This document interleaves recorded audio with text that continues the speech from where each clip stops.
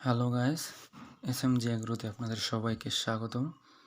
এটা আমাদের খামারের গাভী গরুটি। এর দুধের ক্যাপাসিটি 15 লিটার। আর এটা আমাদের খামারের ষাঁড় গরু। এটা শাহিওয়াল ষাঁড় 100% ব্র্যাকের স্প্রিংয়ের। লাইভ ওয়েট 297 প্লাস, 300 কেজির কাছাকাছি, 2-1 কেজি কম। আর এর মা মারা গেছে, একটা বাছুর ডিএনএ টেস্ট। ওই পাশের কালো গাভীটির ভাইয়ে। আর এই যে বকনাটা দেখছেন, এটা হলো কালো গাভীটির বাচ্চা, প্রথম বাচ্চা। আর এখন গাভীন আছে। কালো গাভীটির পরে যে বাচ্চাটা দেওয়া আছে এটা হলো ব্রাকের 96% হলস্টিন ফ্রিজিয়ান। আশা করছি 20+ দুধ থাকবে।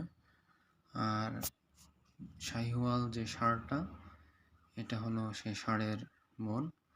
তাদের এই বাচ্চাটা দেওয়ার পরে কিছুদিন পরে গাভীটি মারা গেছে।